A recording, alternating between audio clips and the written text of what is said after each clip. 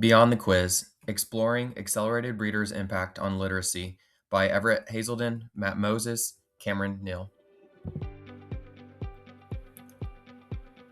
As our collaborative autoethnography began exploring the broad research question of how do our personal experiences as educators shape our evolving pedagogical identities in relation to the science of reading through personal storytelling, we unearthed a shared childhood experience that greatly impacted each of our journeys as young readers. It's one thousands of others can connect to as well.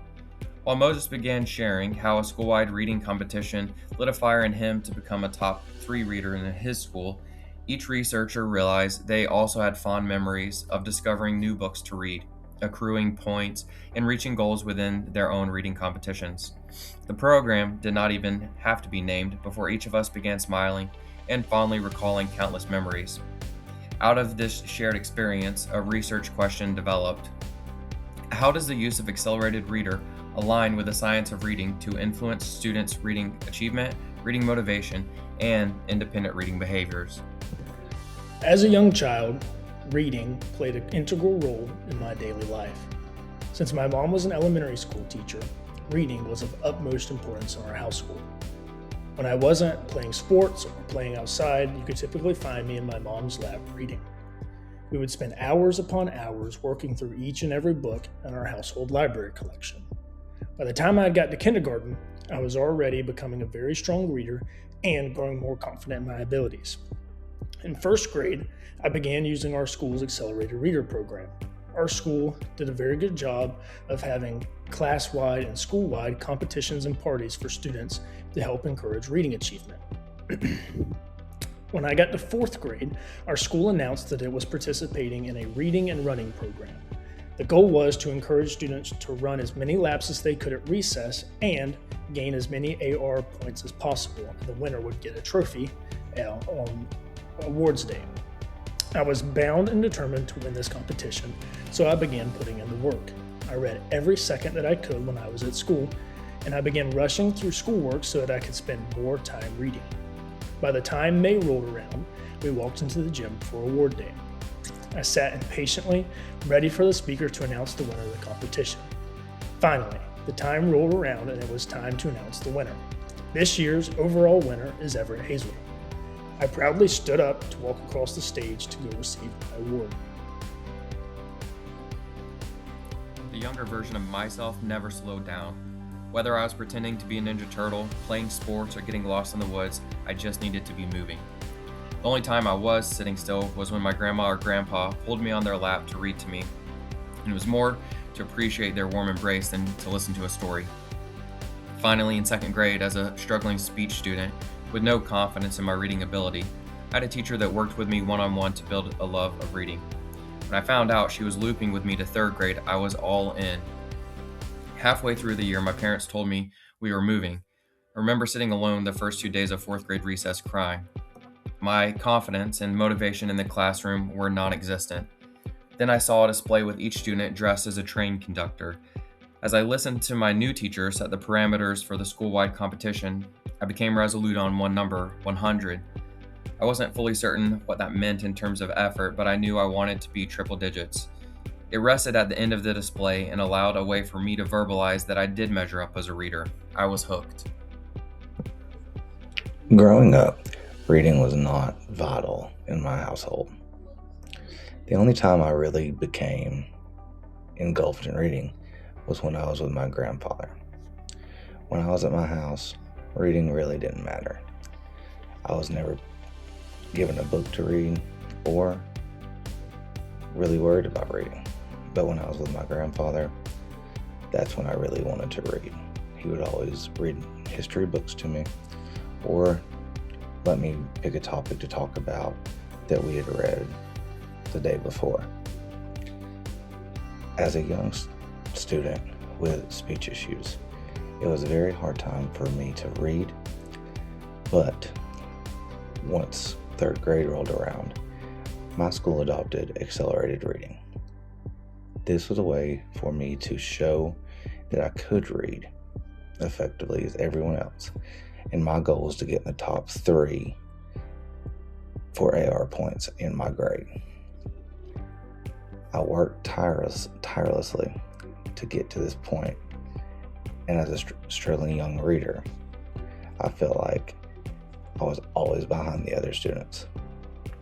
However, when I was in 5th grade, at the end of the school year, I placed second in the competition for accelerated reading, and I was beyond proud of myself because I had achieved my goal of becoming one of the top 3 readers for AR points in my grade. As students develop into readers, their literacy needs shift from foundational word recognition skills towards language comprehension and meaning making. Models such as Scarborough's reading rope and the simple view of reading emphasize that skilled reading development depends on the interaction between word recognition and language comprehension. While phonological awareness, decoding, sight word recognition are critical in the early grade levels, older students increasingly rely on vocab, background knowledge, and comprehension skills to learn from text. This shift raises questions about practices that promote independent reading. Research on accelerated reader shows mixed results. Some studies report positive effects on reading achievement and reading habits, while others suggest that gains depend heavily on implementation. Across the literature, one consistent finding emerges.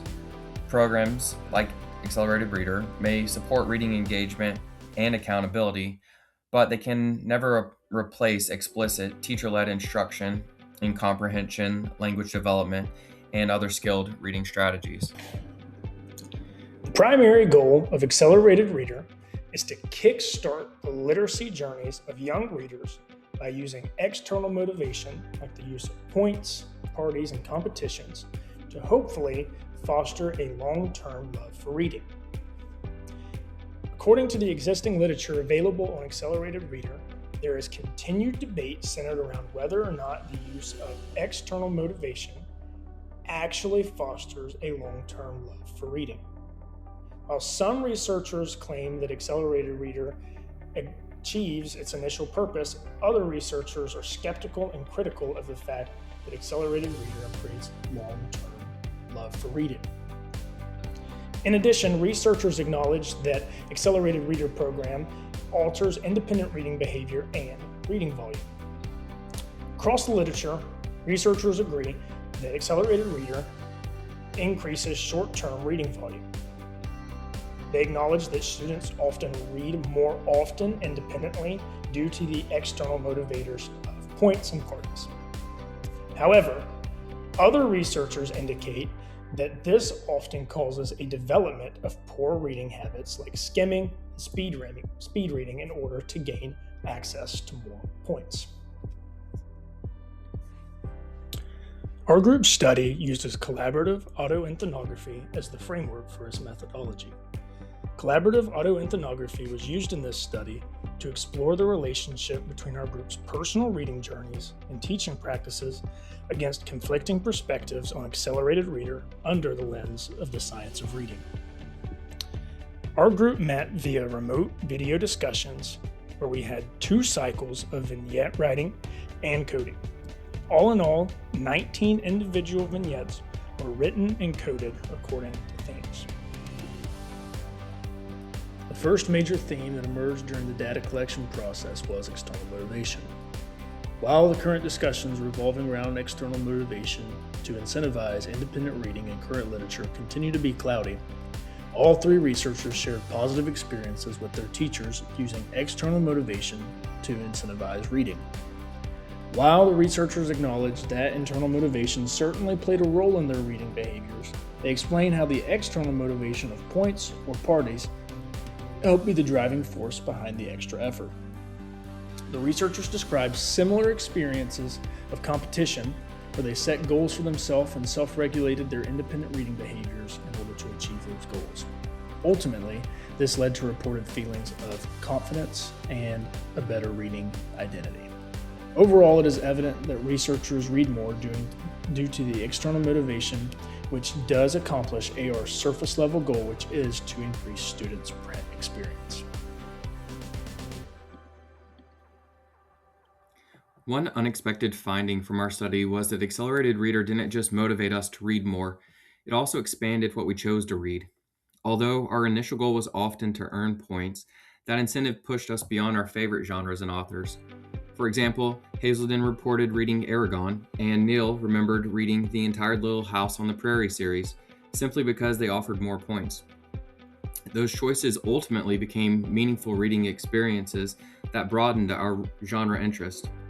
As teachers, we reflected how many of our students cyclically reread familiar books, which limits opportunities to build new vocabulary, background knowledge, and exposure to different text structures. This finding aligns with Scarborough's reading rope, noting that reading across a variety of genres fosters literacy growth by expanding students' background knowledge and vocabulary while exposing them to diverse text structures, organizational patterns, and text features that different authors use to communicate ideas.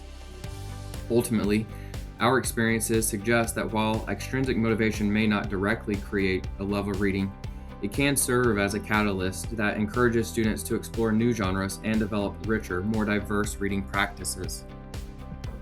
All three researchers agreed that AR helped increase the amount of books that they read through the motivation for points, rewards, parties, or even competition. This can help build vocabulary, fluency, or comprehension, which are all important components of reading. However, there is an important issue with accelerated reading. Some students began focusing on earning points instead of understanding or comprehending what they had actually read, leading to skimming or basic understanding and comprehension of what they read. For example, Moses decided that he would speed read, not really focusing on what he read, just how fast could he get it done so he could take the test to get more points. Hasselden also agreed that he read lots of books that he didn't really have an understanding or a deep understanding of, but he just wanted to take the test, make the passing grade, and then get the rewards for that. This suggests that AR can increase the reading engagement for short term, but it can't replace the explicit literacy instruction or strategies. This builds on discussion about how educators' personal experiences with AR can shape our understanding of how AR or other online services can be used for reading motivation, helping connect research with classroom practice. The final implications or takeaways from our research was first that literacy instruction is most beneficial when used with relationships. Specifically, literacy instruction cannot be replaced with a tool like AR. It can only be supplemented. Future research should look into the long-term effects of incentivized reading because we focused more on the short-term effects from intrinsic and extrinsic motivation. While AR did help increase reading volume, overall motivation, and expanded the types of genres that were read by the researchers, there were issues with speed reading, not completely understanding or comprehending, or just guessing on tests due to the desire to rush through and gain more points for the parties or rewards. So that shows how motivation can be a positive and negative factor. The biggest thing was the use of intrinsic and extrinsic motivation can create engagement, like previously mentioned, but it could not sustain engagement, which needs to be looked at long-term in research.